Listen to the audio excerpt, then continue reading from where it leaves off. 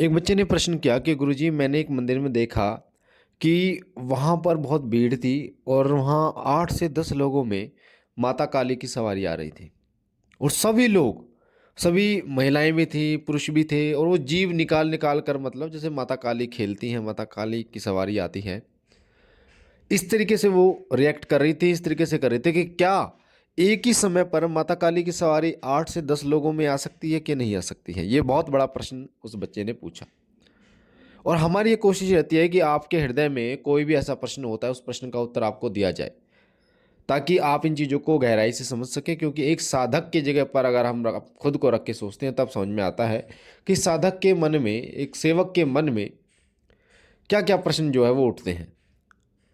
तो सबसे पहले मैं आपको एक बात बता दूं कि माता काली या फिर बालाजी महाराज, आपने देखा होगा कई लोग कहते हैं हनुमान जी की सवारी आ गई या बालाजी की सवारी आ गई।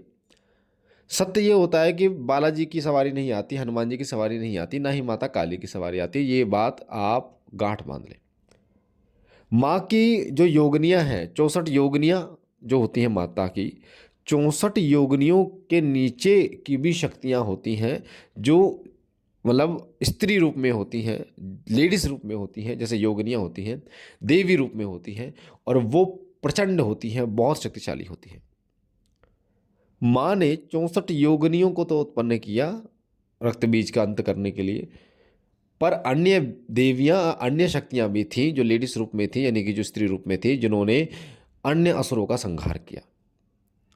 तो जब भी आप माँ की उपासना करते हैं तो माँ की कृपा जब आपको मिलती है तो उन्हीं शक्तियों में से कोई एक शक्ति आपको प्राप्त होती है, क्योंकि उस आदि शक्ति को पाने के लिए तो बहुत ज़्यादा मेहनत करनी पड़ती है। मेहनत का मतलब बहुत ज़्यादा सेवा साधना आप जब करते हैं तो धीरे धीरे माता के उच्च कोटि के अंश आपको मिलते चले जाते हैं।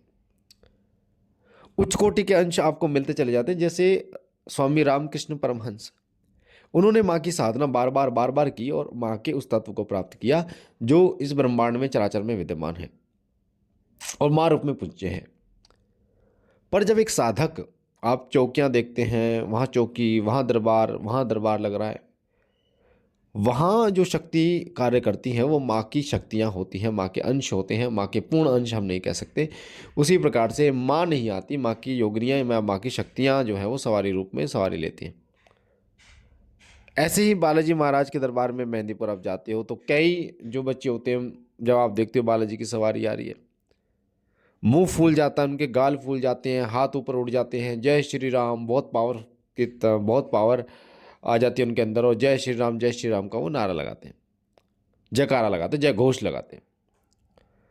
तो इसका मतलब ये नहीं है कि हनुमान जी आ गए या बालाजी महाराज आ गए, उनके भी, क्योंकि इनकी शरण में हजारों लाखों करोड़ों शक्तियाँ होती हैं जो नीचे नीचे तबके की होती हैं, धीरे धीरे ऊपर ऊपर उठती हैं, अपने अंशों को ऊपर लेके जाती हैं। यानी कि एक लेयर होती है, जैसे आपने देखा है ना, पार्षद होता है, एमएलए होता है, विधायक होता है, इस तरीके से जो लोग होते हैं ये उसी तरीके से पोस्ट होती हैं।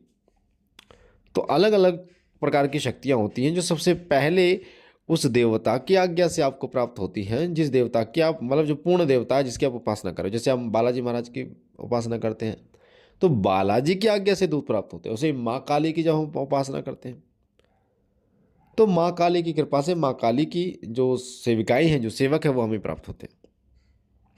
और वही हम जो है वो वही रूप, क्योंकि हम, एक चीज़ मैंने आपको पहले बताई थी कि देवता की पूजा करते करते देवता के अंश गुण आपके अंदर आने शुरू हो जाते हैं, आपका भाव भी उन्हीं की तरह हो जाता है। उसी प्रकार से जब वो शक्तियाँ आती हैं तो जैसे माँ कालका आती है, माँ काली आती है, जीव निकालती हैं, वह विकराल रूप धारण करते हैं, उसी प्रकार से वो भी शक्तियाँ इसी प्रकार से वो खेलती हैं, आती हैं शरीर पर। तो जितने भी लोग माँ की सेवा करते हैं उनको सभी को अलग अलग शक्तियाँ, योगनियाँ या अलग अलग जो माँ की सेविकाएं प्राप्त होती हैं जो अलग अलग तरीके से कार्य करती हैं। आपने देखा होगा अलग अलग दरबार में शक्तियाँ कार्य करती हैं, पर कार्य ये माँ की आज्ञा से करती हैं।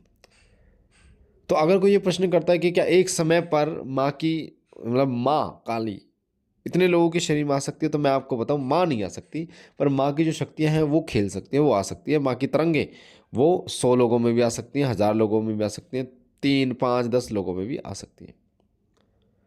तो ये बात आपको बहुत आसान शब्दों में मैंने बताई है कि कैसे माँ की शक्तियाँ कार्य करती हैं। उसी प्रकार से बालाजी के दूत होते हैं, एक एक ही समय पर कई दूत आ सकते हैं।